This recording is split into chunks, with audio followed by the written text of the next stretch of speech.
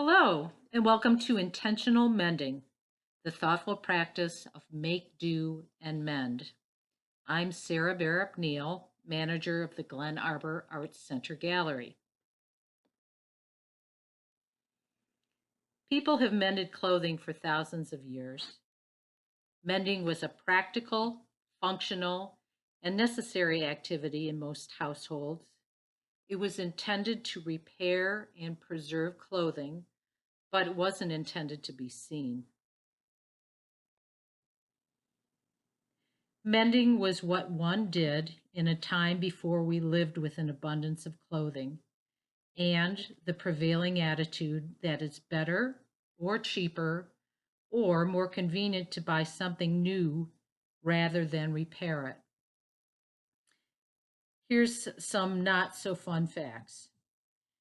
The average American now generates 82 pounds of textile waste each year. This textile waste ends up in landfills. That adds up to more than 11 million tons of textile waste from the US alone. National charities like Goodwill and the Salvation Army get more donations than they can handle.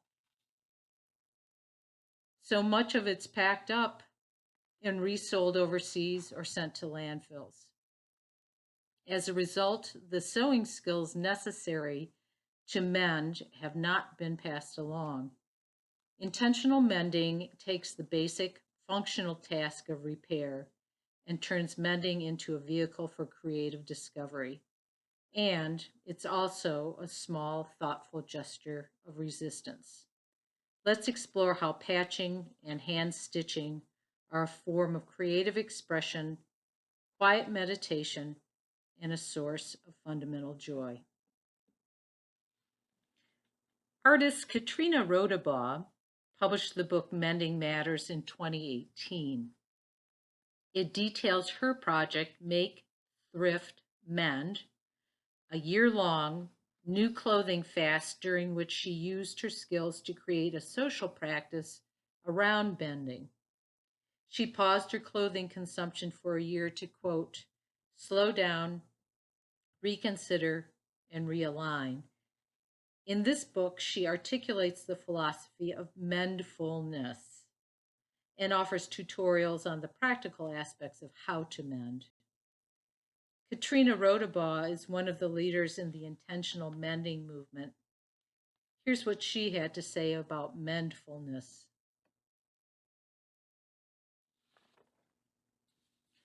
It's more about the marriage of mindfulness and mending than perfection or disposable garments. Not so long ago, our ancestors would have been appalled at the thought of disposing a garment that was still useful simply because it tore, was missing a button, or had a gash in the knee. Our worn clothing offers a creative opportunity for repair, but it also allows us a chance to connect with the basic idea that beautiful things break down and we can reimagine their usefulness through thoughtful repair. Let's begin. Sewers, thread your needles. Intentional mending isn't a fussy occupation. It's not concerned with perfection, so almost any tools will do. Let me offer a place to start, and we'll begin with thread right here. I like to use cotton crochet thread, about a size 10. It's thicker than regular sewing thread, and as a result, my stitches are more visible. We're not trying to hide stitches in intentional mending. To the contrary, it's very much a part of the aesthetic.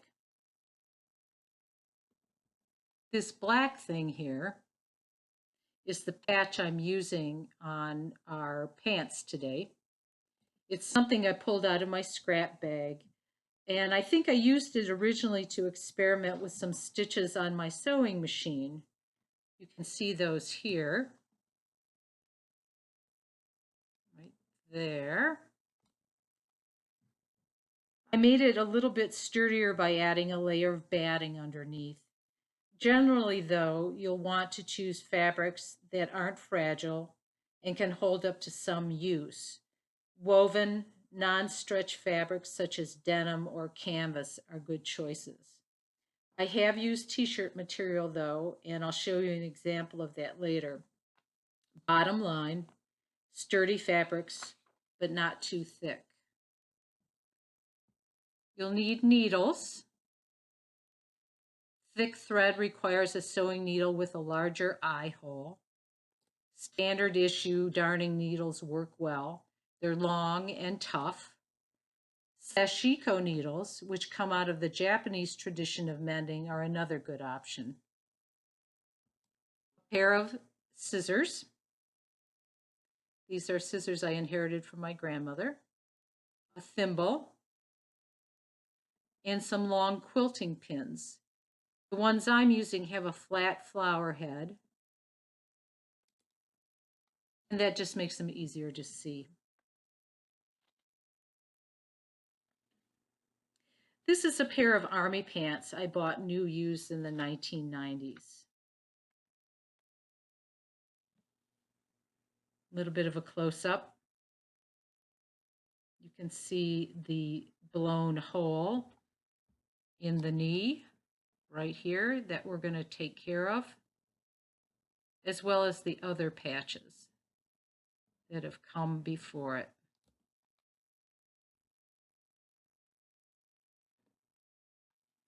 Preparing your patch. Cut your patch larger than the rip you're repairing. You can see that my patch overlaps older patches, and that's fine. It's perfectly acceptable. Pinning is about keeping the patch in place. You don't want it to move as you're involved with sewing.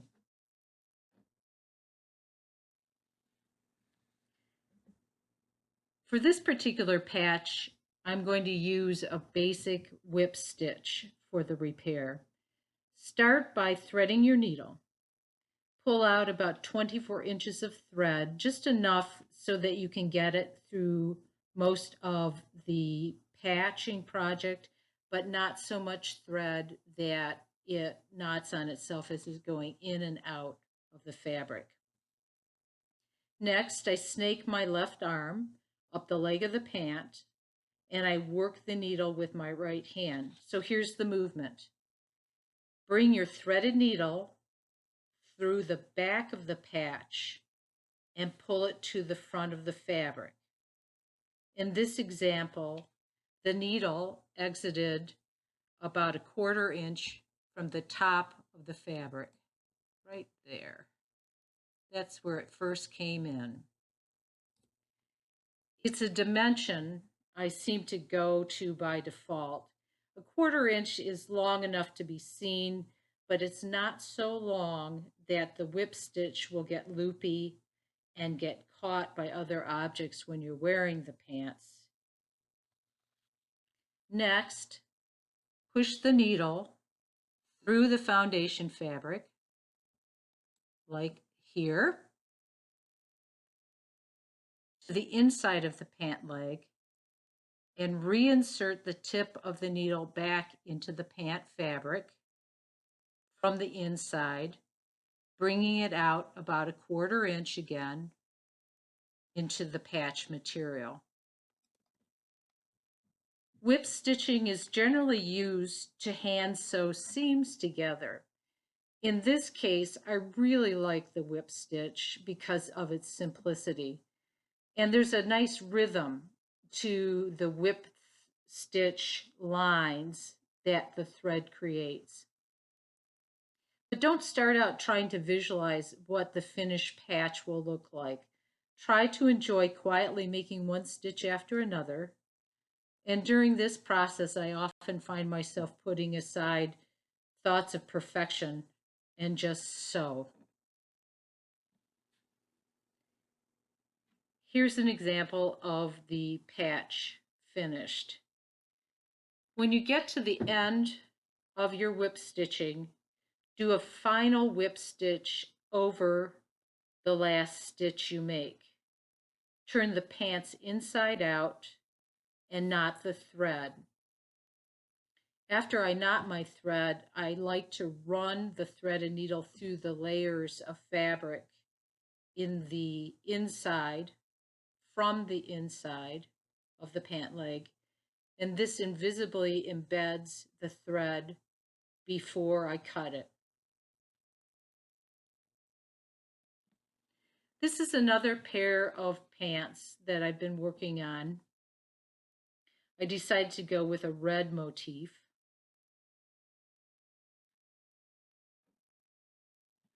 And this is a close-up of the left leg of the pants.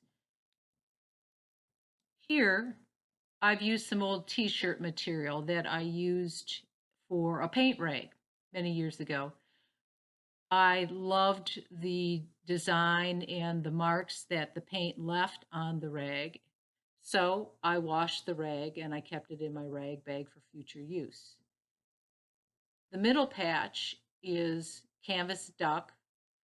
I probably painted that for another project, and this is what was left over. And on top here is a piece of felted wool. On these two patches, you can see I've used whip stitching. On the middle patch, I've done a running stitch to graft the patch to the pant leg. And up here, I used a running stitch starting in the center and working around in concentric squares. That also keeps the patch attached to the pant fabric, but it also creates a nice little design. So you can see in trying to be practical, there's also lots of design possibilities.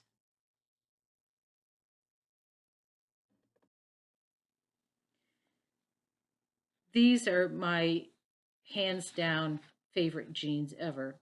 This is a picture of a pair of Lee jeans I found at a resale shop about 20 years ago.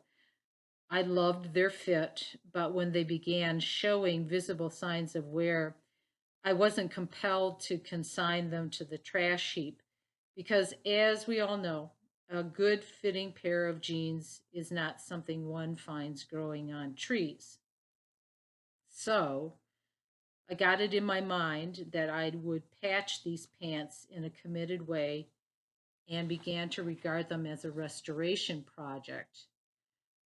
There's now generations of patches on these pants, patches on top of patches that have also developed their own holes and tears. And as it turns out, the jeans became more than a pair of pants, but a creative practice.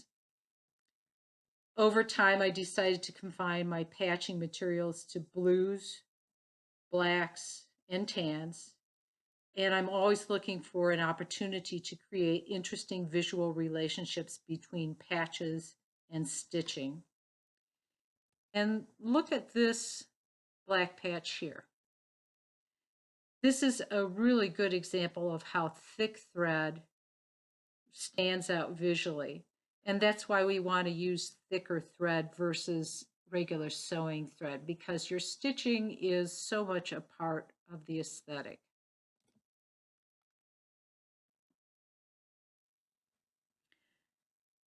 Here are some examples of other people's work I found online. It's hard to know which ones I love most, but let's try it anyway. This is just a really dynamite pair of patched pants, and I love how the holes are very much a part of the whole zeitgeist of the pants. Note, not all holes are in need of patching. That's a design call. These toughies are real beauties. Love the strong rhythmic stitching in the patches there.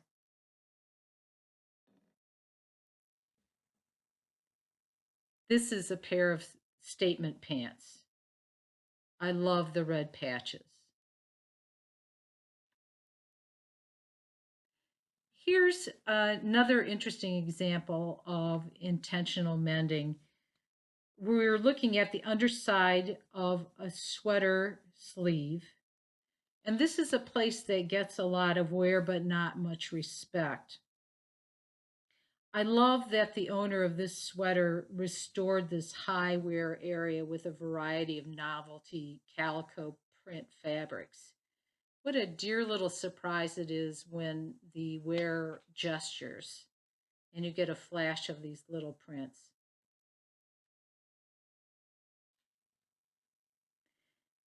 This elbow patch in this lovely red sweater is tidy and smart. The patching material is invisible because it's been located on the inside of the arm of the sweater.